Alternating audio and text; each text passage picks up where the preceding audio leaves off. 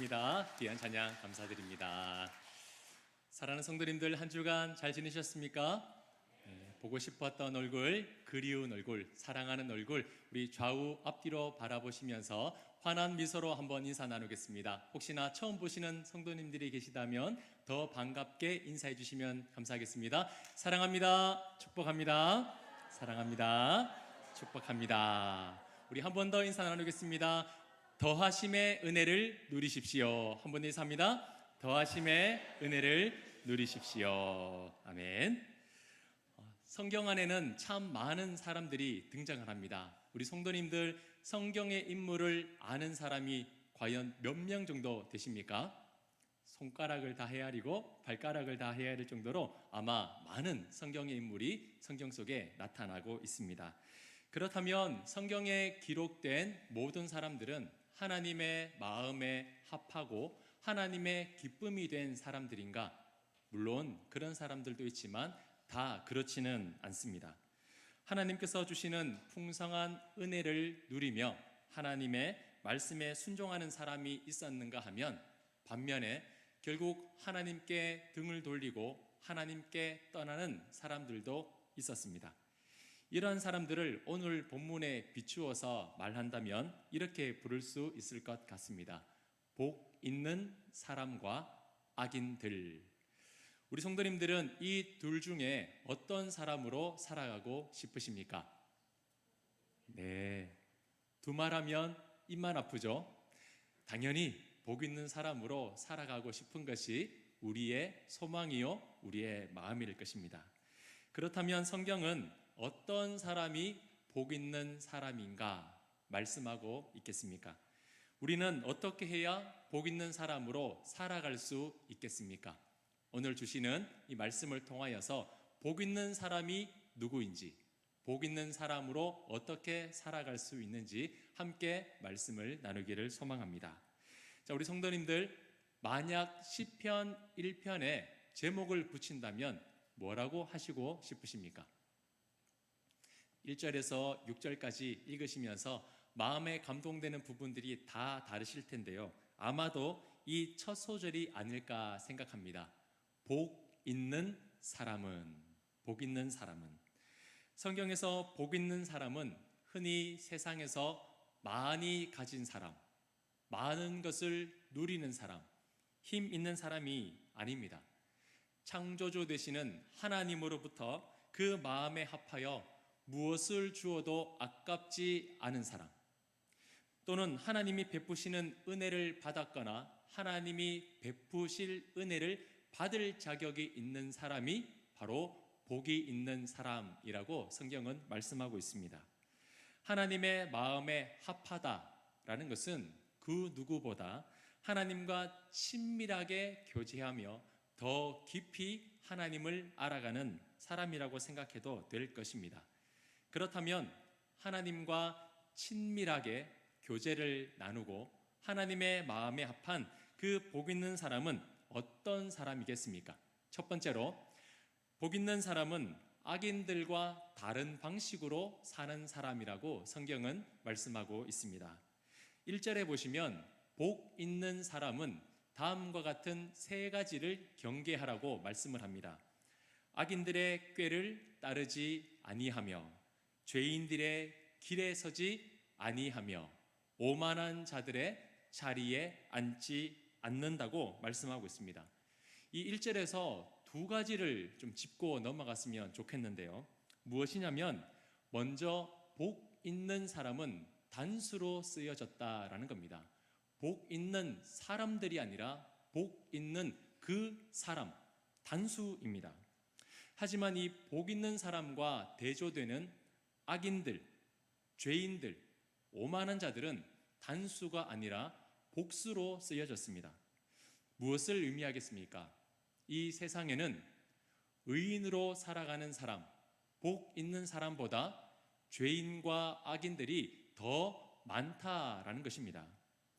이 세상에는 하나님의 복을 소유하고 하나님의 복을 누리는 사람보다 죄를 짓고 악인들의 의를 조롱하는 그런 오만한 자들이 넘쳐난다는 것을 말씀은 우리에게 보여주고 있는 겁니다. 그런 절대 다수 속에서 절대 소수인 의인이 살아간다는 것은 쉽지 않습니다. 왜냐하면 악인들이 많다라는 것은 악인들이 살아가는 방법이 많다는 것이고 그들이 요구하는 것이 더 많기 때문입니다. 그렇기에 난 그렇게 할 거야, 난 이렇게 살아갈 거야 다짐만 한다고 해서 우리는 복 있는 사람으로 살아갈 수가 없다라는 겁니다. 성도님들, 흐르는 강물에 순응하여 떠내려가는 것이 쉽겠습니까? 아니면 흐르는 강물을 거슬러 올라가는 것이 쉽겠습니까? 네, 당연히 흐르는 강물에 순응해서 떠내려가는 것이 훨씬 편합니다. 그냥 몸만 맡기면 저절로 떠내려갑니다. 연어를 한번 생각해 보십시오. 연어는 다른 물고기들과 다르게 생명을 낳기 위해서 사력을 다해 거센 물줄기를 거슬러 올라갑니다. 목표한 그곳까지 도착하기 전까지는 절대 멈추지 않습니다. 비록 가다가 죽을지언정 도중에 돌아가지 않습니다. 목표한 그곳에 도착해서 산란을 하는 것이 바로 연어입니다. 성경은 우리에게 도전하고 있습니다.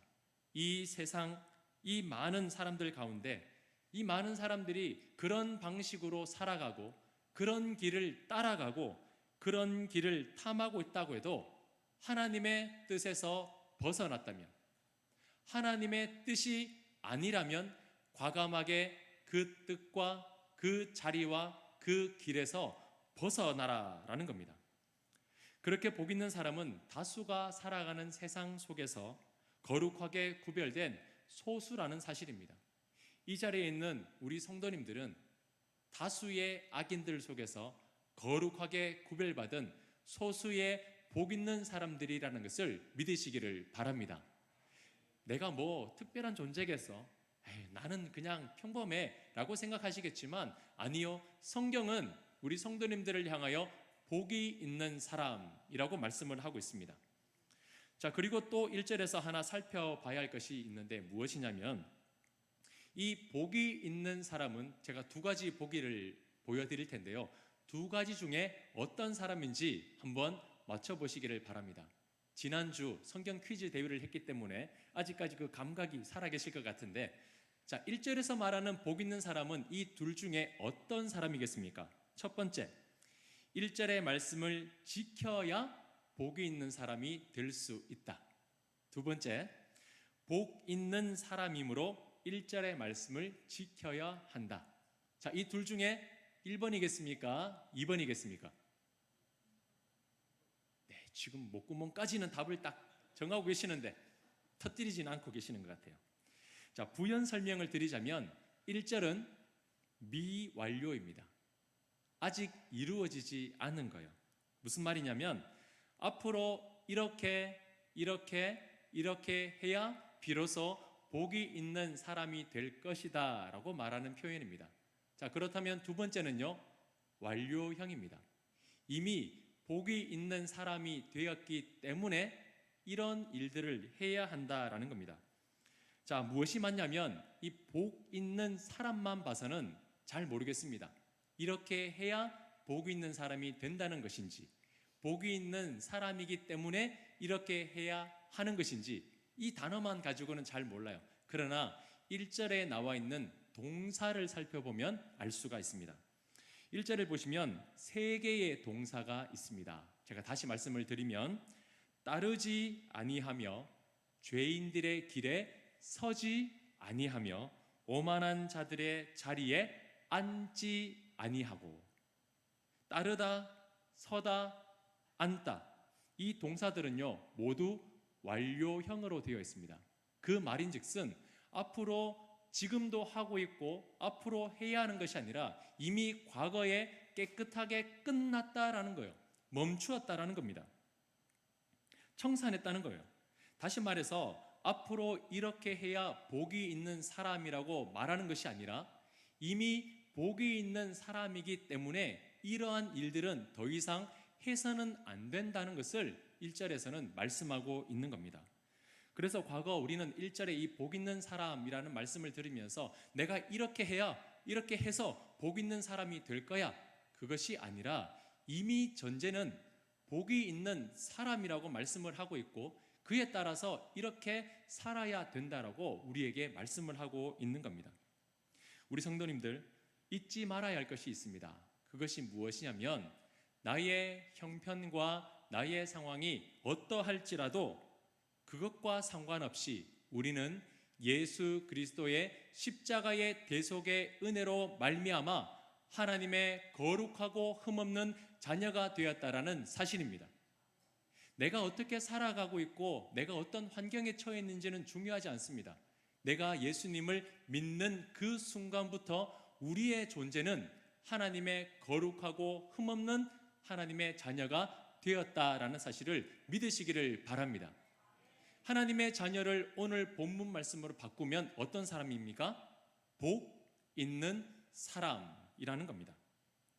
우리는 아직도 부족한 복을 채워 넣기 위해서 아등바등 살아가는 사람이 아니에요.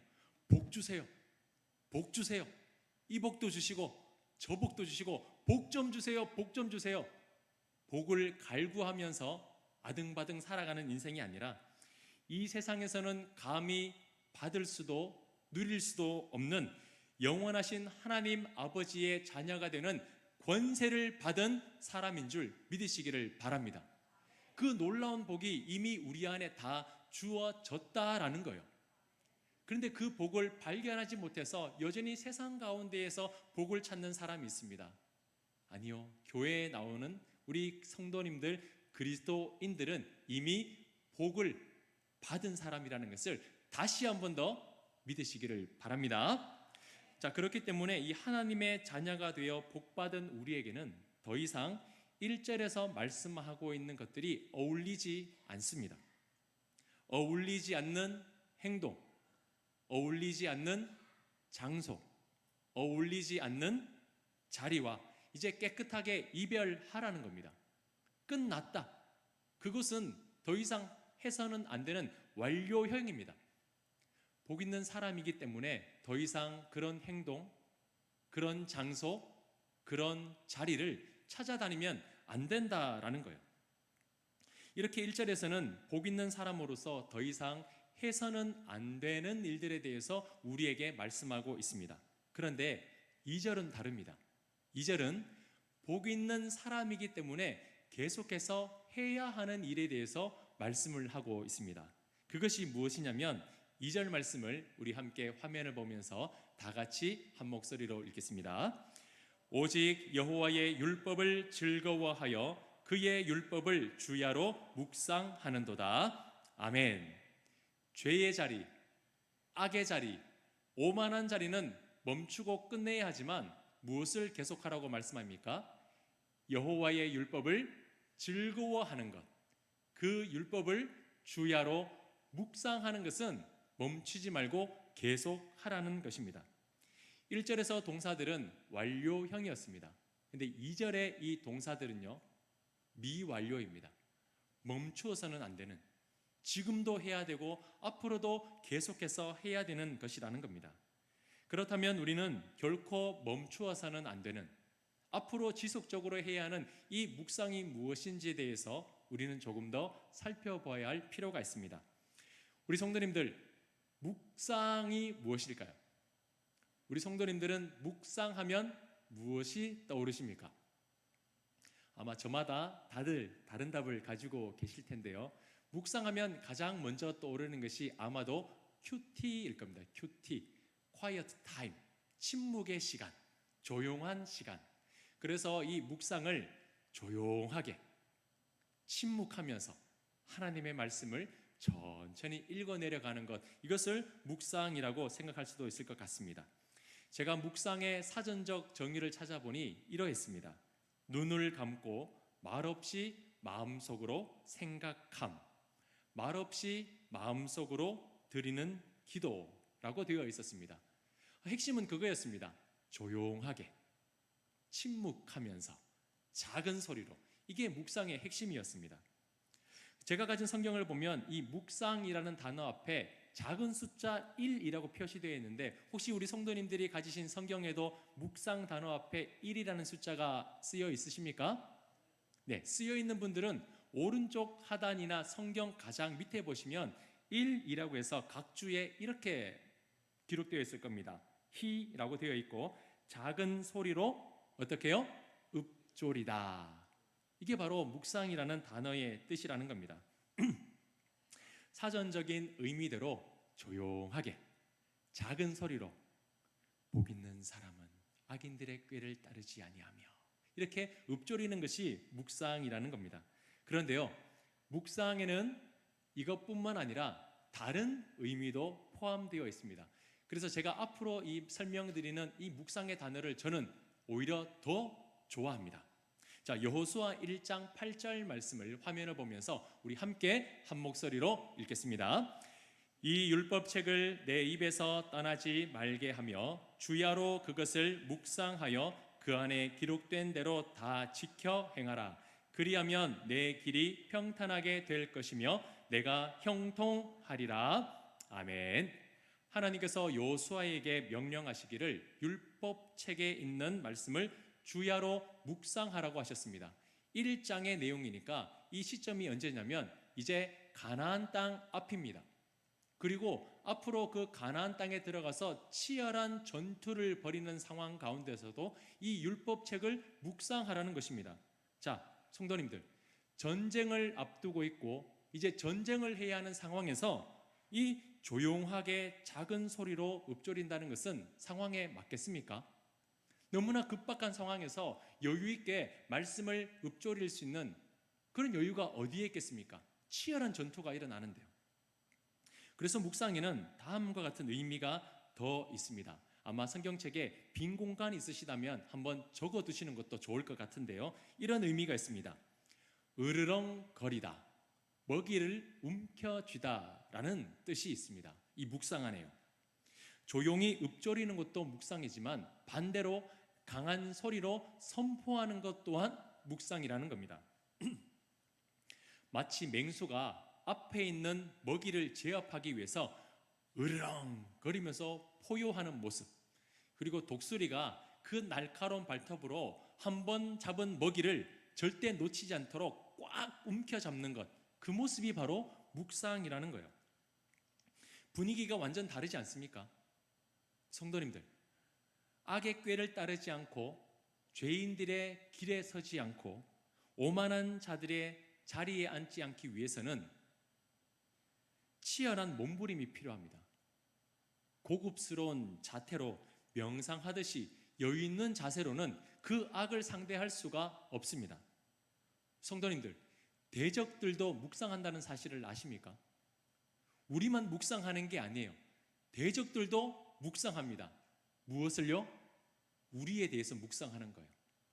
우리에 대해서 깊이 생각하면서 우리의 약점이 무엇인지 우리의 대적들은 치밀하게 우리에 대해서 묵상합니다.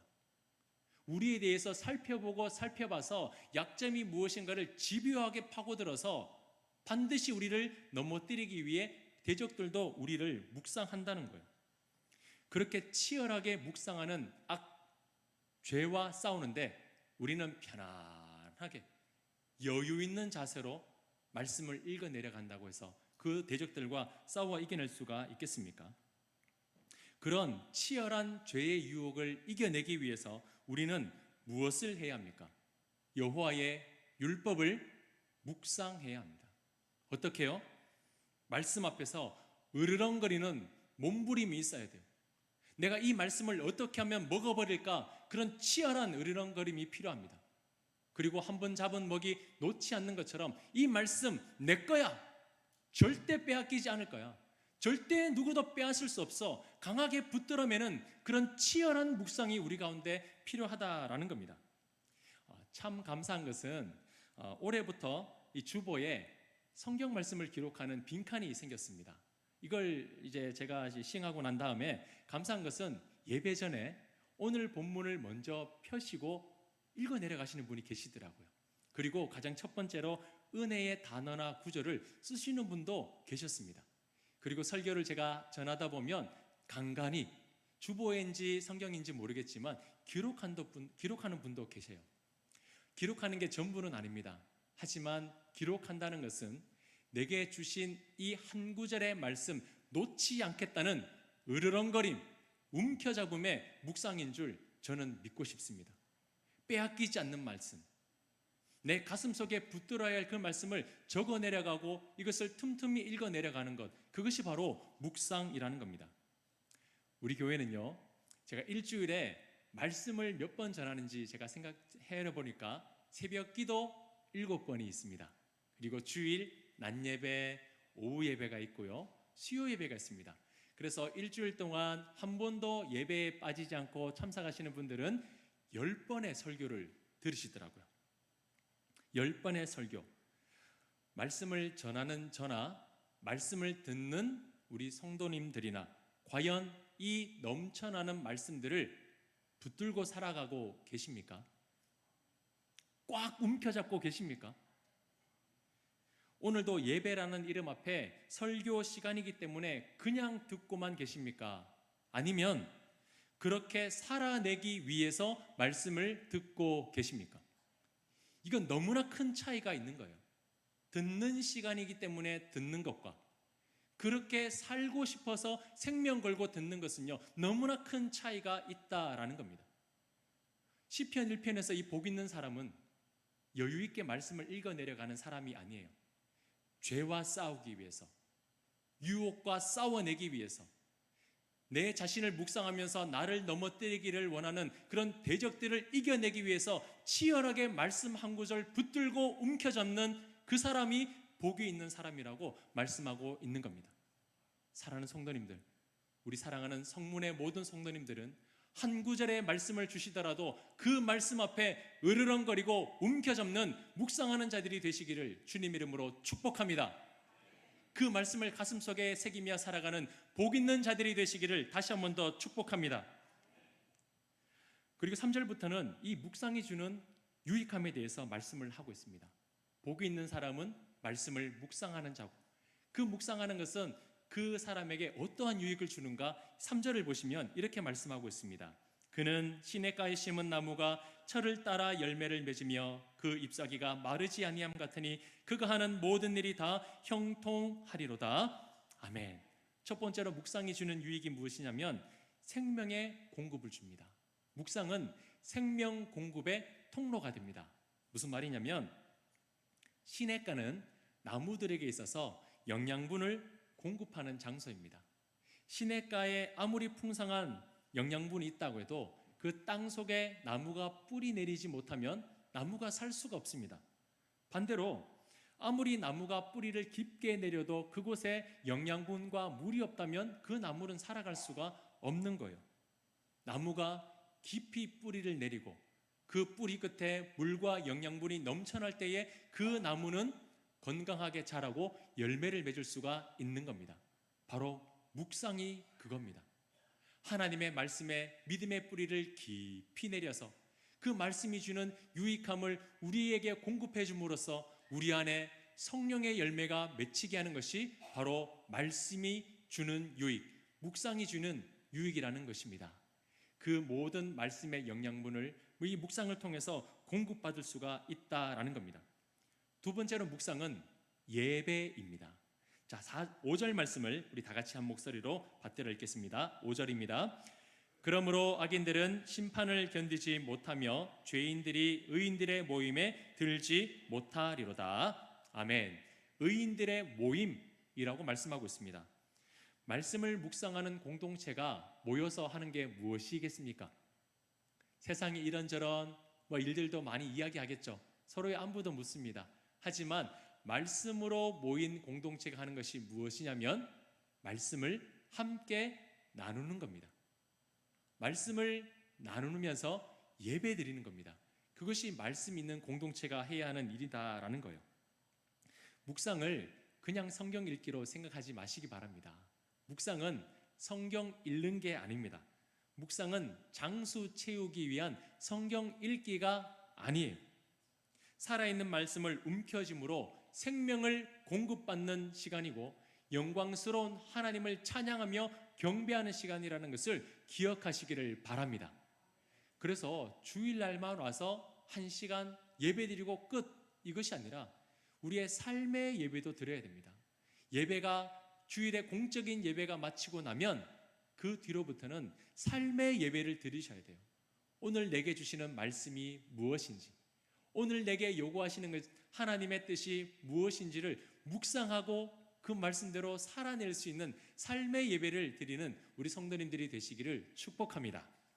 마지막 세 번째로 묵상은요, 하나님과 동행하는 시간입니다. 동행하는 시간. 마지막 1편 6절인데요. 무릇 의인들의 길은 여호와께서 인정하시나 악인들의 길은 망하리로다. 아멘. 의인들의 그 길은 여호와께서 인정하신다고 말씀하고 있습니다. 잠언 3장 6절을 보시면 너는 범사의 그를 인정하라. 그리하면 내 길을 지도하시리라. 하나님께서 그 길을 친히 인도하는 사람이 있다라고 말씀합니다.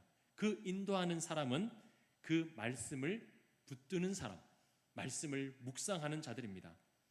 사랑하는 성도님들, 하나님은 그 마음속에 말씀을 붙들고 있는 사람들의 삶을 절대 외면하지 않으십니다. 말씀을 간직하고 있고 말씀을 묵상하여 치열하게 하나님과 함께하기를 소망하는 그 사람에게는 하나님이 바른 길, 의의 길, 구원의 길로 인도해 주신다라는 겁니다. 그래서 묵상하는 시간은 주님과 동행하는 시간, 발맞추는 시간입니다. 내가 주님보다 앞서지 않게, 주님 뜻에 뒤처지지 않게, 주님께서 원하시는 그 마음과 뜻에 나의 마음을 맞추고 나의 호흡을 맞추고 내 발걸음을 맞추는 시간이 바로 묵상의 시간이라는 겁니다. 우리 성도님들이 그 묵상의 시간을 더욱더 깊이 가지심으로 말미암아 주님과 늘 동행하시는 삶을 살아내시기를 주님의 이름으로 축복합니다. 마지막으로 우리 야고보서 1장 25절 말씀을 함께 읽고 이 예배를 마무리하길 바라는데요. 야고보서 1장 25절 다 같이 읽겠습니다. 시작. 자유롭게 하는 온전한 율법을 들여다보고 있는 자는 듣고 잊어버리는 자가 아니요 실천하는 자니 이 사람은 그 행하는 일에 복을 받으리라. 아멘. 자, 말씀 잠깐 띄워두시고요. 무엇이라고 말씀합니까? 자유롭게 하는 자는 온전한 율법을 들여다보고만 있는 사람이 아니라는 거예요.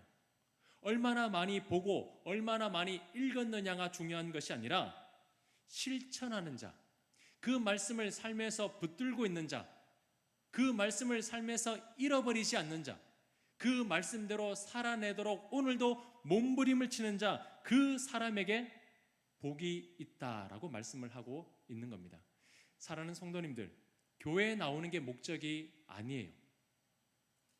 예수님을 믿는다고 말만 하는 게 우리의 신앙의 목표가 아닙니다.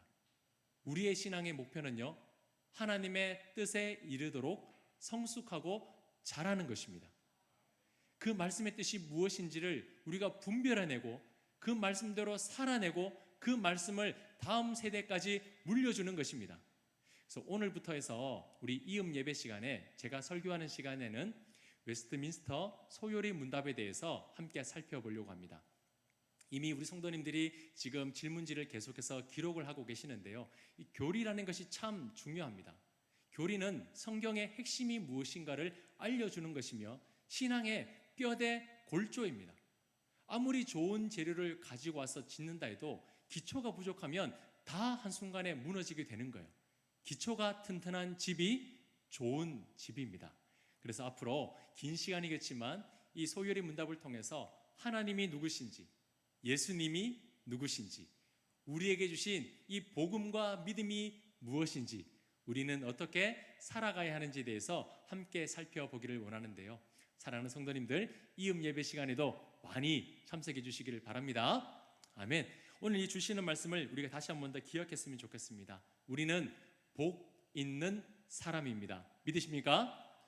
복이 있을 사람, 복 받을 사람이 아니라 이미 복 받은 사람입니다. 그렇기에 죄인의 자리에 가지도 마시고 죄인들이 원하는 그 행동하지도 마시고 그 자리를 따라 가시지도 마시기 바랍니다.